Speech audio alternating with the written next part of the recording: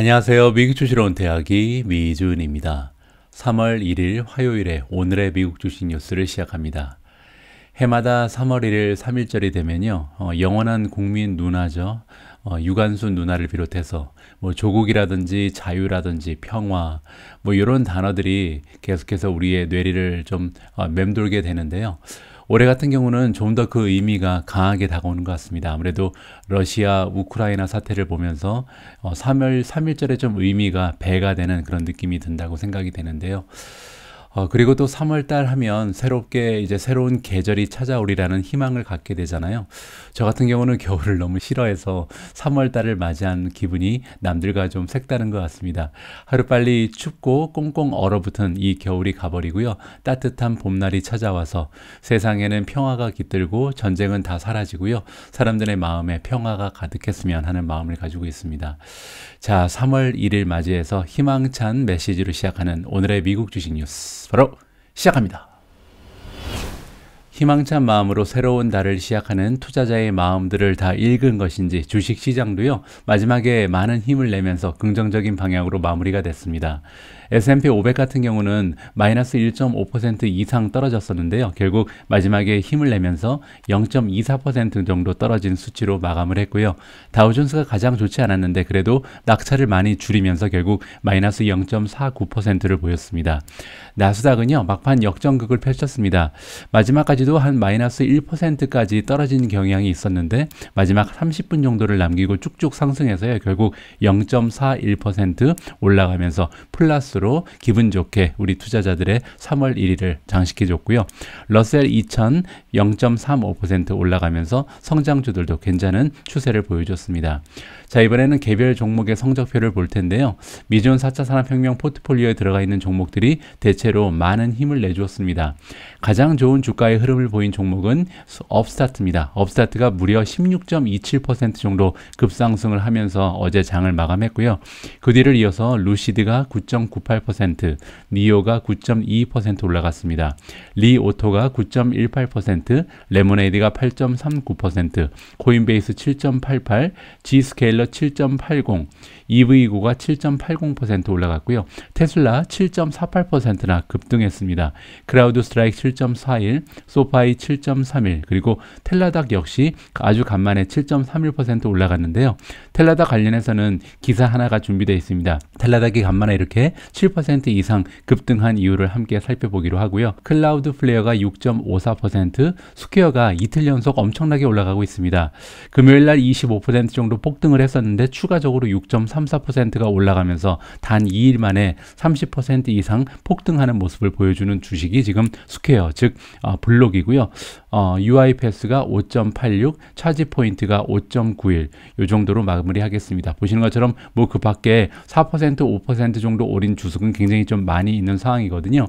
자, 오늘 대체적으로 많이 오른 주식들의 특징 하나가 보이죠.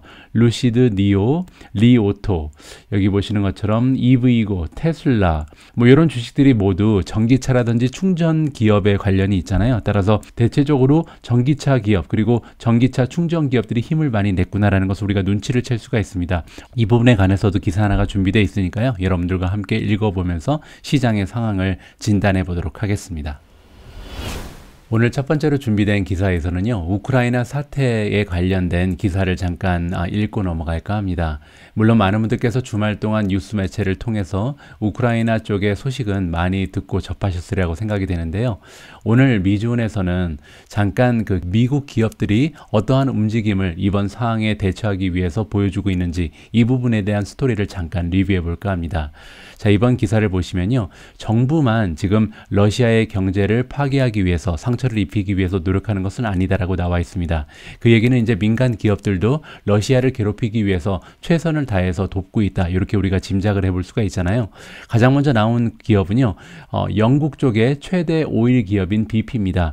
BP 같은 경우는요, 러시아 쪽에 외국 기업으로서는 가장 커다란 인베스터라고 지금 나와 있습니다. 무려 25빌리언이니까 250억 달러 정도의 가치가 있는 투자를 진행했던 것으로 나와 있는데, 그들이 가지고 있는 로스네프트라는 러시아 기업의 주식을 이번에 다 팔아버리고 있다, 이렇게 지금 나와 있거든요. 따라서 우리는 러시아 기업에 더 이상 투자를 하지 않겠다라는 뜻을 분명히 공표를 했고요.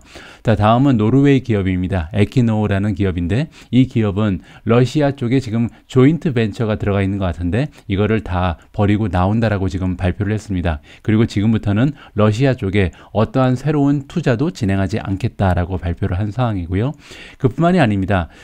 이 러시아를 고립시키기 위한 캠페인에 동참을 한다는 의미로 UPS 그리고 FedEx, 여러분들 많이 들어보신 세계에서 가장 커다란 두 개의 배송 기업이죠. 이 기업들이 더 이상 러시아 쪽으로 배송 서비스를 하지 않겠다라고 선언했습니다. 이 부분은 굉장히 타격이 크겠죠. 자, 그리고 델 테크놀로지라는 컴퓨터 기업 역시도 이제 러시아 쪽에 세일을 하지 않겠다, 더 이상 컴퓨터를 판매하지 않겠다라고 발표를 한 상황입니다.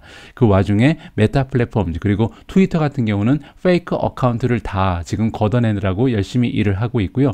애플이 지금 아직 움직이지 않고 있는데 엄청난 프레셔를 받고 있다. 지금 압력을 받고 있다는 거죠. 어떠한 압력이냐면 빨리 러시아 쪽에 애플 스토어를 닫아버려라, 이렇게 지금 많은 압력이 들어오고 있는 상황이다. 결국은 애플까지도 움직이지 않을까 한번 기대를 해보고요. 자, 하늘의 상황을 바라보면요, 유러피안 유니언, 우리가 유럽 연합이라고 부르는 연합 단체죠. 유러피안 유니언은요, 이번에 러시아 쪽에서 오는 비행기를 다 지금 허용하지 않겠다라고 발표를 했습니다. 캐나다도 마찬가지고요. 따라서 러시아 국적의 비행기들은 더 이상 유럽 상공을 비행할 수도 없고 캐나다의 상공을 비행할 수도 없다라고 볼 수가 있고요. 자, 민간 쪽에서 델타 에어 같은 경우는 이번에 서스펜드를 했다, 다 없애버렸다는 거죠. 코드 쉐어링 어그리먼트, 그러니까 같은 코드를 가지고 비행을 하는 그런 어그리먼트, 동의가 있는 상황인데, 어떤 기업하고 이런 동의를 한 상황이냐면요, 에어로플롯이라는 러시아 최대 국적기라고 보시면 될 것 같은데, 이 비행사와의 그 동의한 계약을 더 이상 지키지 않겠다, 보류하겠다라고 지금 발표를 한 상태입니다. 따라서 민간 부분에서 이렇게 다양한 압력이 러시아를 옥죄고 있다, 이렇게 우리가 좀 생각을 해볼 수가 있겠죠. 자, 이렇게 많은 민간 기업들이 러시아와의 전쟁에 동참하게 된 데는요, 한 가지 시발점이 있었습니다. 그리고 지금 보시는 이분이요, 그 시발점의 역할을 한 사람이라고 볼 수가 있는데, 바이스 프라임 미니스터 오브 우크라인, 우크라인의 부총리 역할을 하고 계신 분입니다. 부수상이죠. 이름이 뭐냐면 미크하일로 페도로브라는 분입니다. 자, 이렇게 젊고 유능한 부총리께서 어떠한 글을 이번에 트윗을 통해서 소통을 했냐면요, 이 트윗은 일론 머스크에게 보낸 트윗입니다. 자, while you try to colonize Mars, 당신이 마스는 그 화성이잖아요. 화성을 점령하기 위해서 노력할 동안 러시아는 우크라이나를 점령하기 위해서 노력하고 있다라고 지금 글을 시작했습니다. 그리고 당신의 로켓이 우주 공간에 나갔다가 아주 성공적으로 착륙을 할 동안 러시아의 로켓은 지금 우크라이나의 평범한 민간인들을 살상하고 있다라고 나와 있고요. 그래서 우리는 당신에게 부탁하고 싶다. 뭐라고 부탁하냐면 우크라이나에게 너희들이 가지고 있는 스타링크 스테이션을 제공해달라. 그리고 또 한 가지는 러시아인 중에서도 세인한 사람이 있다. 세인이라는 것은 미치지 않은 그런 뜻이거든요. 정상적인 사람들, 정상적인 러시아 사람들에게 일어나라고 촉구해달라. 이러한 그 트윗을 일론 머스크에게 부총리가 직접 남겼습니다. 그리고 나서요, 일론 머스크가 바로 답장을 했죠. 여기 나와 있는 것처럼 replying to Fedorov Mikhail라고 나와 있죠. 자, 이분의 메시지에 답을 이렇게 했습니다. 스타링크 서비스가 이제 우크라이나 쪽에 액티브 시작되었다. 그리고 조금 더 많은 터미널이 on the way다. 지금 갈 것이다. 조금만 더 기다려라. 이렇게 지금 바로 답을 해줬거든요. 자, 이렇게 트위터의 역할이 이번에 굉장히 좀 빛을 발하면서 일론 머스크와 그 우크라이나의 부수상이 서로 긴밀하게 연락을 하면서 러시아 쪽에 강력한 그런 메시지를 전해주게 됐다. 이렇게 우리가 설명을 해볼 수가 있잖아요. 자, 이러한 그 계기를 통해서 많은 기업들이 정신을 차리고 일론 머스크 정신에 동참을 하게 됐다. 이렇게 우리가 봐도 사실 무리가 아닙니다. 자, 여기 보는 것처럼 우버라는 기업도 동참을 하고 있는데요. 여기 보시면 스피드업 세일 팔아버리려고 지금 속도를 내고 있다. 뭐를 파냐면 얀덱스 택시라는 것을 지금 판매하려고 그러는데 조인트 벤처라고 나와 있잖아요. 있잖아요. 자, 밑으로 내려와 보니까 이 조인트 벤처는 러시아 쪽에 있는 테크 컴퍼니인 얀덱스랑 함께 조인트 벤처를 만들고 있는데 우버가 이번에 그냥 이걸 팔아버리겠다라고 지금 발표한 것 같습니다. 블룸버그가 보도를 해주고 있고요. 우버는 또한 이 우버라는 기업에서 일하고 있는 임원을 축출하기로 결정을 한 것 같습니다. 리무브라는 것은 이제 빼버린다는 거잖아요. 따라서 이 이그젝티브 그 간부급은요 얀덱스에서 옮겨온 이런 사람이기 때문에 이번에 러시아가 우크라이나에 침략한 것을 어떻게 보면 그 좀 비난하는 이러한 그 입장 표명을 하기 위해서 얀덱스에서 온 모든 임원들을 추방한다라고 발표를 한 거죠. 자, 이런 식으로 많은 기업들이 지금 러시아에 항의를 하면서 그리고 직접적인 타격을 주면서 우크라이나에게 힘을 보태주고 있다. 이렇게 우리가 좀 정리를 해봐도 좋을 것 같습니다. 이렇게 전 세계가 한 팀이 돼서 이렇게 러시아에 반격을 하게 된다면 아무래도 러시아 쪽에서도 머지않아 굴복할 날이 오지 않을까 좀 기대를 해볼 수가 있는 거겠죠. 자, 오늘 방송 앞부분에서 살펴보신 것처럼 어제 미국 증시에서 전기차 기업 그리고 전기차 충전 기업들의 주가가 굉장히 급등하는 추세를 보여줬잖아요. 자, 이번 기사에서는 이렇게 테슬라를 비롯한 많은 전기차 기업들의 주가가 용솟음치고 있는 이유에 대해서 진단을 해주고 있는데 굉장히 좀 논리적으로 의미가 있다 이렇게 생각이 돼서 함께 읽어보도록 하겠습니다. 자, 전기차 기업들의 주가가 지금 굉장히 많은 폭으로 올라가고 있다. 월요일날 그랬다는 거죠. 그 이유가 뭐냐면 투자자들이 지금 무게감을 주고 있다. 어디에 그러냐면요. 러시아가 지금 우크라이나를 공격하는 것이요. 어떻게 보면 전기차를 도입하는 데 도움이 될 것이다. 전기차의 도입을 굉장히 좀 빠르게 일어나게끔 촉진제 역할을 할 것이다. 이러한 가능성에 지금 베팅을 하고 있다. 이렇게 우리가 이해를 볼 수가 있는 거죠. 자, 그러면서 많은 전기차 관련 기업들이 주가가 점프를 했는데요. 퓨얼셀 에너지 같은 경우는 14.8%, 볼라드 파워 시스템은 14.5%, 볼타 INC는 12.4%, 리오토가 10% 정도 올라갔고요. 니오도 10%, 그 외에도 루시드가 지금 보시는 것처럼 9.5%, 어라이벌이 10.6%, 테슬라가 7.9%, 차지포인트 역시 6.8% 정도 올라가는 그런 추세를 보였습니다. 물론 이 수치는요, 주식시장이 마감됐을 때 약간의 차이가 있을 수 있다. 이렇게 여러분들께 말씀을 드리고 싶고요. 자, 그리고 투자자들이 이렇게 전기차 기업에 많은 베팅을 하는 이유가 뭐냐면요. 여기 보시는 것처럼 이 미국과 유럽의 그 정부 있잖아요. 정부에서 투자를 많이 하고 있는데 이 투자가 가속화될 가능성이 있다고 보는 거죠. 왜냐하면요. 아무래도 석유를 많이 사용하게 되면 러시아의 에너지에 많이 기댈 수밖에 없는 그런 상황이 연출될 수밖에 없기 때문이다라고 써 있죠. 자, 이 의미가 뭐냐면요. 자, 지금 화면에 잡힌 차트를 보시면요. 전 세계에서 원유, 석유를 수출하면서 가장 많은 이익을 챙기고 있는 기업의 순위를 랭킹으로 정리를 해주고 있습니다. 그런데 의외로요. 러시아가 전 세계에서 석유를 두 번째로 많이 수출하는 나라로 지금 표시가 되고 있거든요. 1위는 사우디아라비아, 2위가 러시아고요. 3위는 이라크, 4위가 캐나다네요. 5위가 이란, 6위가 유나이티드 아랍 에미레이트입니다. 7위가 나이지리아고요. 자, 보시는 것처럼 중동 나라 그리고 이제 캐나다가 껴있긴 하지만 대부분 우리가 조금 좀 어느 정도 기대를 하고 있었던 그런 나라들의 이름이 보이는데 의외로 러시아가 뭐 이라크라든지 이란을 제치고 지금 2위 자리에 올라가 있거든요. 그것도 큰 폭으로 지금 차이가 나는 것을 볼 수가 있습니다.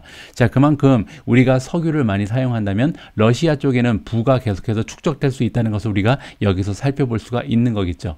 따라서 많은 국가의 정부들, 특히 미국이라든지 유럽 쪽에서는요, 앞으로 러시아 쪽에서 생산하는 이러한 원유, 석유를 사용하지 않기 위해서라도 전기차 쪽에 빠른 진보를 원하지 않을까 이렇게 우리가 기대를 해볼 수가 있는 거겠죠. 자, 전기차 섹터 중에서도요 가장 주가가 많이 올라간 종목 하나가 보이는데 뮬렌 오토모티브입니다. MULN이 그 티커 네임인데 주가가 무려 90% 가까이 올라갔거든요. 그 이유가 궁금해서 찾아봤더니요 이번에 업데이트 하나를 발표했다라고 합니다. 그들이 개발하고 있는 배터리의 기술은요 우리가 주로 사용하는 리튬 이온 배터리와는 약간 한 단계 차이가 나는 이러한 배터리 기술인데 폴리머 배터리 테크놀로지를 사용하는데 비슷한 그 성능을 가지고 있음에도 불구하고 안정성에서 엄청나게 차이가 난다. 굉장히 안전하다 그러거든요. 폭발의 가능성이 없다는 거죠. 자, 이렇게 안전한 폴리머 배터리 테크놀로지가 이번에 굉장히 커다란 진보를 보였다는 발표를 최근에 한 것으로 나와 있습니다. 그러면서 주가가 이번에 90% 가까이 올라갔다. 따라서 굉장히 좀 시기적절하게 이런 발표를 하면서 주가가 많이 뛰게 된 거죠. 자, 어쨌든 테슬라를 비롯한 전기차 관련 기업들이 이번에 러시아와의 갈등에 상승해서 오히려 쭉쭉 올라가는 모습을 보이면서 어떻게 보면 사람들이 빨리 이제 석유를 더 이상 사용하지 않고 전기차로 갈아타야지 하라는 마음을 먹게끔 좀 도와주는 촉매제 역할을 할 것으로 우리가 좀 기대를 해볼 수가 있을 것 같습니다. 어제 주식시장에서는요, 간만에 텔라독 역시 굉장히 좋은 주가의 흐름을 보여줬습니다. 처음에 한 10% 이상 급상승하다가 결국은 6.46% 정도 올라가면서 마감을 했는데요. 자, 텔라닥에는 굉장히 커다란 호재 하나가 발생을 했습니다. 어떠한 좋은 뉴스가 있었는지 이번 기사를 통해서 한번 살펴보시죠. 자, 텔라닥이 지금 한 프리장에서 14% 정도까지 치고 나간 그런 경력이 있는데요. 결국은 한 6, 7% 정도 올라가면서 마감이 됐죠. 자, 이렇게 프리장에서 좋은 모습을 보여준 이유가 뭐였냐면 아마존과의 파트너십을 발표하면서 굉장히 기대감이 올라갔었다라고 진단을 해볼 수가 있습니다. 자, 아마존과 어떤 파트너십을 결성하게 되는지가 굉장히 중요한데요. 여기 나와 있는 것처럼 가상 진료, 우리가 이제 원격 진료라고 얘기하는 거죠. 원격 진료를 런칭하는데 어떤 방식의 원격 진료냐면 아마존이 자랑하는 알렉사 테크놀로지, 즉 인공지능이죠. 알렉사 그 테크놀로지를 이용한 원격 진료를 두 기업이 같이 런칭한다. 굉장히 반가운 소식이 전해지고 있습니다. 일단은요, 보이스로 이제 작동이 되는 그런 서비스라는 것을 우리가 살펴볼 수가 있고, 그리고 제너럴한, 그러니까 일반적인 그 메디컬 서비스를 이런 원격 진료를 통해서 우리가 받을 수가 있는데, 일단은 오디오만 가지고 시작을 하고요. 나중에 가면 비디오도 추가가 된다. 이렇게 볼 수가 있죠. 그리고 알렉사가 구동되는 대부분의 에코 디바이스에서 다 이 서비스를 받을 수가 있다라고 나와 있습니다. 그 얘기는 에코 오리지널이라든지 에코 도시라는 것도 있고 에코쇼, 어떠한 기기 상관없이 알렉사가 탑재가 되어 있다면 이러한 텔라닥의 원격 진료를 우리가 이용할 수 있다는 거죠. 자, 여기 보시면요, 이게 이제 에코 도시고요. 여기 나와 있는 것이 에코쇼 5입니다. 에코쇼 10 정도 되면 이렇게 좋은 모습으로 발전이 되고 있거든요. 따라서 여러 가지 모습을 가지고 있는 에코가 있지만 이 중에 어떤 걸 선택하더라도 텔라닥의 서비스는 다 이용이 가능하다. 이렇게 우리가 이해해 볼 수가 있는 겁니다. 자, 이용 방법은 굉장히 간단합니다.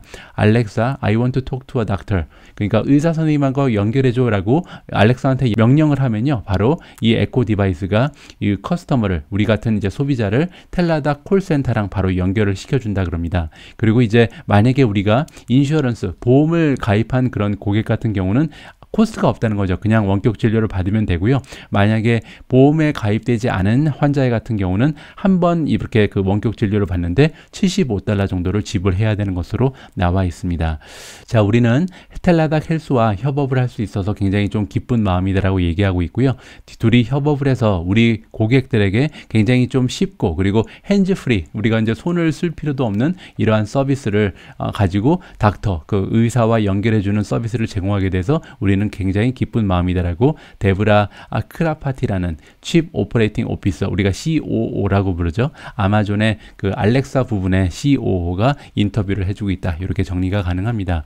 뭐 이 기사를 보면서요, 제가 어떤 생각이 들었냐면 단순히 그냥 텔라닥 서비스를 아마존의 알렉사랑 연결한 것이 좋은 것이 아니고요.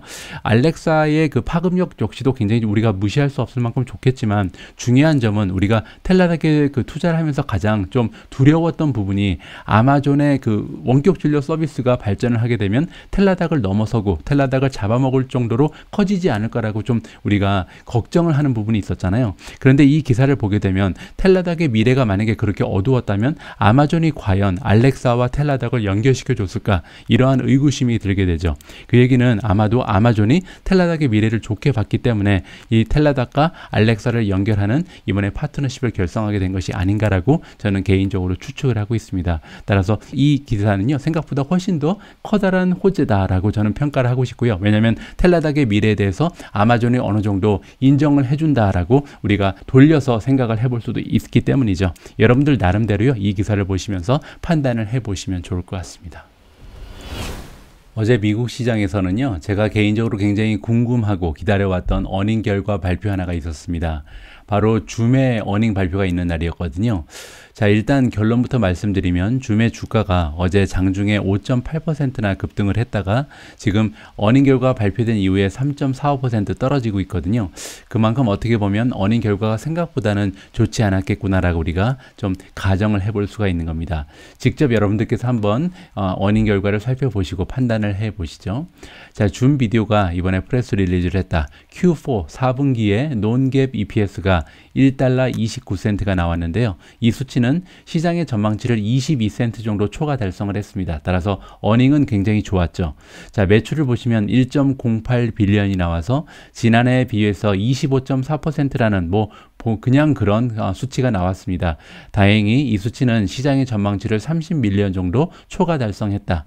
자, 이렇게 성장률이 둔화된 이유는요, 작년 4분기가 워낙 좋았기 때문입니다. 한 300% 가까운 성장을 보였던 분기랑 지금 이번 분기가 비교가 되고 있기 때문에 상대적으로 좀 주춤하는 모습을 보일 수밖에 없는 그런 상황인 거죠. 하지만 그럼에도 불구하고 22%는 조금 아쉽다라는 생각을 떨칠 수가 없고요. 자, 다행히 좋은 수치가 나옵니다. 여기 보시면 year end 12월 31일까지의 그 고객의 숫자를 카운팅하는 건데요. 그냥 고객이 아니고 지난 12개월 동안 그 매출의 규모가 10만 달러를 넘어가는 대형 고객이죠. 대형 고객의 숫자가 1년 만에 66% 정도 성장했다는 굉장히 바람직한 숫자를 보여주고 있습니다. 여기서 이렇게 10만 달러 이상 내는 유료 그 고객의 숫자를 따로 띄어서 설명을 해주는 이유가 있는데요. 우리가 줌 그러면 보통 우리 같은 소비자는 무료로 사용을 많이 하잖아요. 따라서 줌은 사용자가 아무리 많이 늘어나도 매출은 많이 늘어날 수가 없다. 왜냐하면 무료 사용자가 많기 때문이다라고 가정을 하는 거죠. 하지만 여기 보시는 것처럼 기업 고객 중에서는요, 이렇게 10만 달러 이상 기여를 하고 있는 많은 그 커다란 대형 고객들이 많다는 것을 여기서 우리가 확인을 해볼 수가 있는 겁니다. 자, 그리고 뜻밖의 소식 하나가 들려왔습니다. 굉장히 커다란 호재라고 볼 수가 있는데, 줌이 이번에 자사주 매입을 한다라고 발표를 했거든요. 그 규모가 무려 10억 달러에 이릅니다. 따라서 10억 달러 정도의 자사주 매입을 곧 할 것으로 우리가 기대를 해볼 수가 있고요. 자, 여기까지는 굉장히 좋습니다. 그런데 문제는 어닝 가이던스, 그러니까 2023년, 여기 2023년이라고 써 있는 이유는 회계 연도이기 때문입니다. 자, 이제 회계 연도로는 2023년을 시작하게 되는데, 일단 첫 번째 1분기에 그 토탈 레비뉴, 매출에 대한 전망치를 보면요, 가이던스가 1.07에서 1.075가 나온다라고 지금 설명을 했는데요. 문제는 컨센서스가 1.1이기 때문에 컨센서스보다 미치지 못하는 가이던스가 제시가 된 거죠. 자, 그리고 1분기에 논갭 EPS 역시도 0.86에서 0.88을 지금 제시해주고 있는데요. 이 수치 역시 컨센서스가 1달러 4센트이기 때문에 컨센서스보다는 떨어지는 가이던스를 제시했습니다. 자, 그러면 2023년 1년 전체 회계 연도를 살펴보면 어떨까요? 전체 매출은 지금 4.530 빌리언에서 4.550 빌리언 정도를 예상을 한다라고 가이던스를 던져줬는데, 컨센서스는 4.73입니다. 따라서 안타깝게도 회계연도 2023년 1년을 봤을 때도 지금 컨센서스에 미치지 못하는 매출의 가이던스를 안겨준 거고요.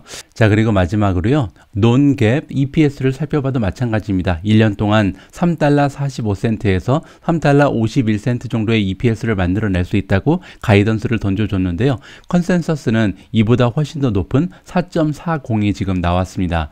따라서 가이던스가 너무나 약하죠. 따라서 올해 한 해 조금은 주가의 흐름이 생각보다 좋지 않을 가능성이 있는 기업이 줌이라고 우리가 좀 생각을 해야 될 것 같습니다. 따라서 줌에 투자를 하시는 분들은요, 너무 서둘러서 계속해서 추가 매수를 할 필요는 없지 않을까 개인적으로 판단을 하고 있습니다.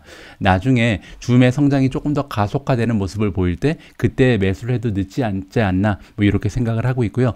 저 같은 경우는 계속해서 추가적인 매수를 한 주, 두 주씩 하고 있기 때문에 계속해서 주식의 개수를 모아간다, 이렇게 여러분들께 말씀을 드릴 수 있을 것 같습니다.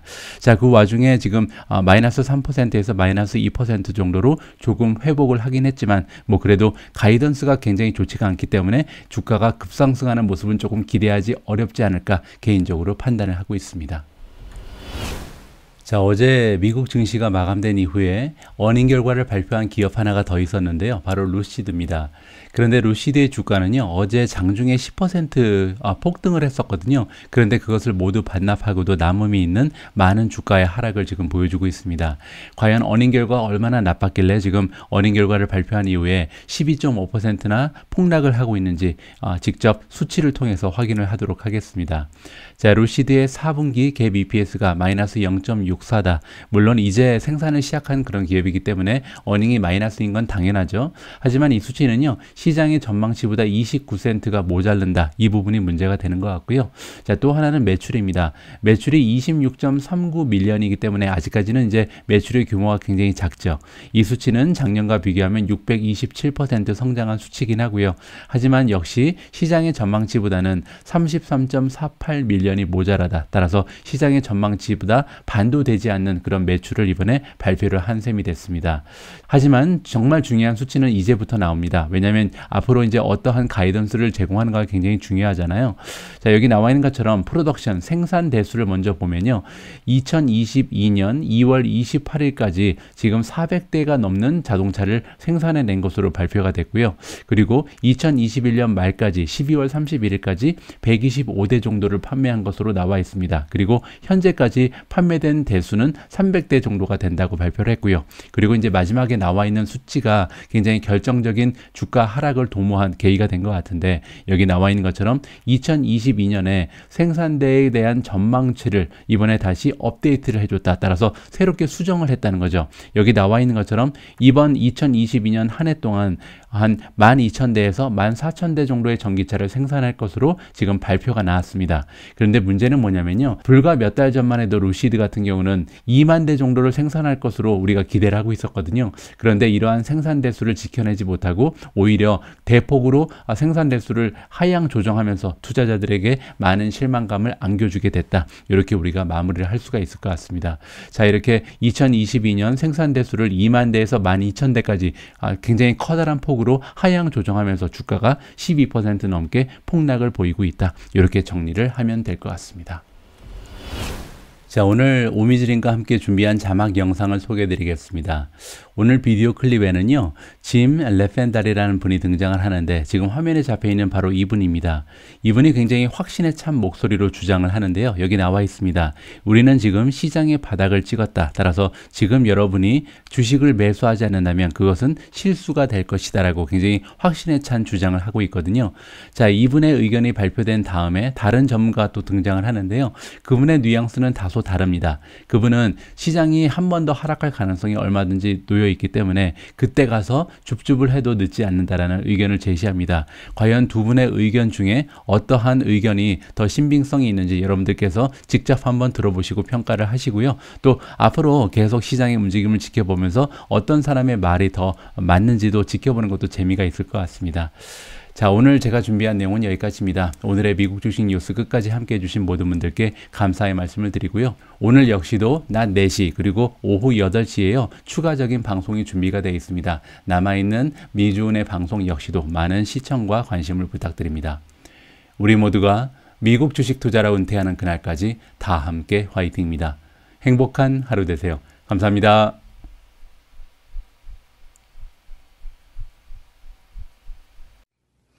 Scott, I'm going to answer your question directly. Yes. And I know there are people out there who say, what a fool, he's calling a bottom. But here's the thing.